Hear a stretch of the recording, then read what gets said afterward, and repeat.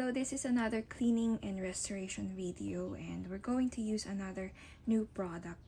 I just recently bought this product and I'm going to use it to my two vintage Coach bags. Kasi when I read some reviews, maganda rin daw tong product na to. By the way, this is not sponsored and I bought this one with my own money. And this is the name, Leather CPR. Ito kasi yung palagi ko nakikita na ginagamit sa mga vintage Coach bags. Although I've also used the brands Cadillac, Colonial, and Big 4 leather conditioner.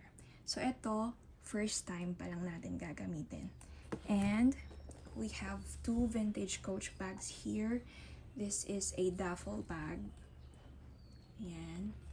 May mga signs of wear siya. There. Kung nakikita nyo yung mga marks, scuffs. Ayan siya. And interior niya. Ayan. Ito yung kanyang Coach Creed.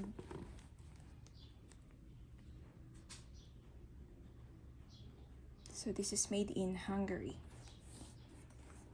And the bottom. The bottom also has signs of wear. And this pretty small bag here, it still has the hang tag. Ayan.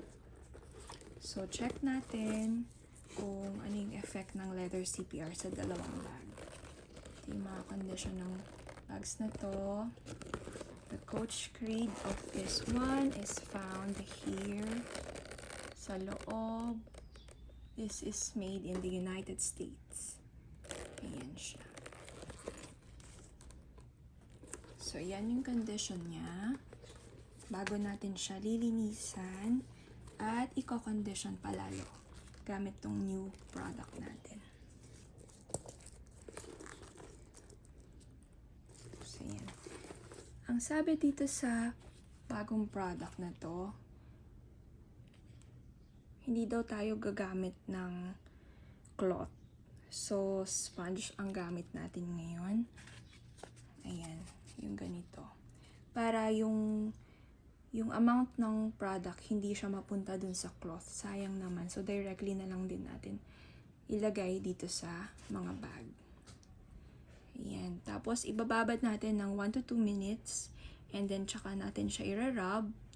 And then, iwa-wipe kung may excess product. Okay? So, since first time natin to nagagamitin, meron pa siyang seal. Tatanggalin natin yung seal.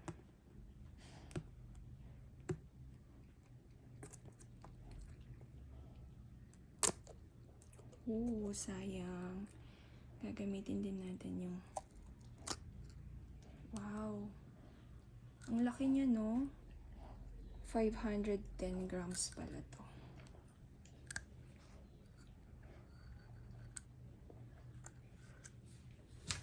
Ayan.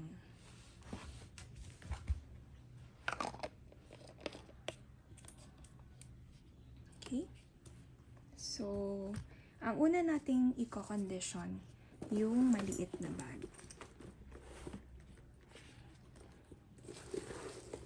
Tadan! Yung color nito, mahogany. Yung color ng bag na yan. Sabi dapat ano daw yung paglagay. Madami.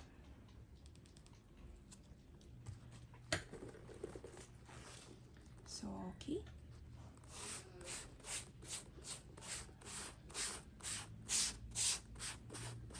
Again, I'm using a sponge, hindi siya cloth. Kasi sa mga ibang conditioning, leather conditioning and cleaning ko ng mga videos, gumagamit tayo ng cloth. So, ganyan. Okay. Mag-apply pa tayo ng isa pang coat. Kasi sabi, dapat generous yung pag-apply ng conditioner.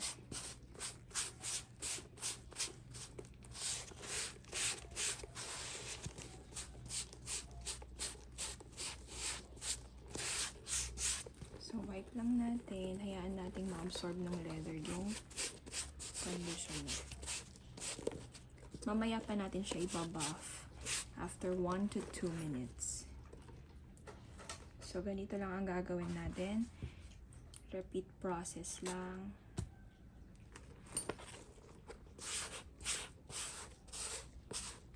Apply lang ng ganito.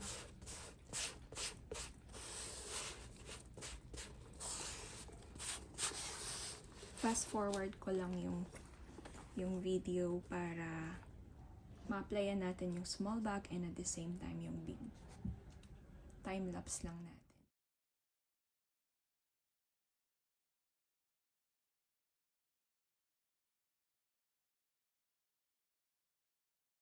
So, this is the product na nandito na siya sa Coach. Ayan, makikita nyo medyo basa-basa pa siya. Since kaka-apply natin, sabi kasi generous amount. So, ang dami nating nailagay. And now, we're going to do it on the bigger bag, yung duffel bag naman. So, repeat process lang tayo.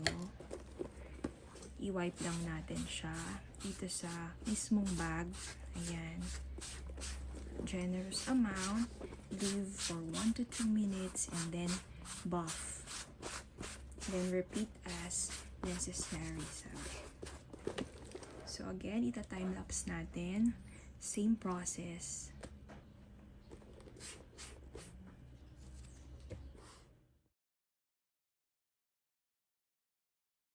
So, tapos na tayo sa first coat ng leather CPR on both bags. Tapos, swipe lang natin to, ibabuff natin with the same sponge na ginamit din natin dito sa pag-apply para matanggal yung mga surface dirt kung meron. Then, ganyan lang. And then, kapag nakita na natin na maayos na yung kanyang itsura, na-achieve na natin yung shine, maayos na yung pagkakakondisyon ng bag, pwedeng hindi na natin siya uulitin. Pag naman parang dry pa rin yung leather, pwede pa rin nating ulitin yung process. Apply ng 1 to 2 minutes, tapos tsaka siya ibabuff, and then, hanggang sa kung anong softness yung gusto mong ma-achieve sa mga Coach bags mo, pwede mong ulit-ulitin. This one is super nice. Nice na talaga yung bag na to. Na-condition ko na rin siya gamit ang Colonel at yung Cadillac at Big 4 leather conditioner. Pero ito, leather CPR, para siyang para kang kung sa face parang nag-moisturizer na may sunscreen. Ganun yung itsura niya. Sobrang nice nung finish. So, update lang after half day. Ito, si mahogany na color, sobrang nice nung outcome nung ginamitan natin ng leather CPR. Ayan, shinier siya, and mas naging okay yung kanyang leather. Ayan. Ayan. Dito naman sa parang black and navy, andito pa rin yung kanyang mga marks. Ayan, medyo lumambot lang yung kanyang leather naman. Ayan. Kita nyo, andun pa rin yung mga marks. Pero malambot yung leather. So, ang rating ko dito kay leather CPR, 9/10. Maganda pa rin talaga siyang gamitin. Okay. So, ayun. Hopefully nakatulong sa mga may gusto na kumuha ng leather conditioner na trusted.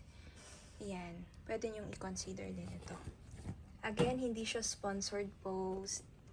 Thank you for watching.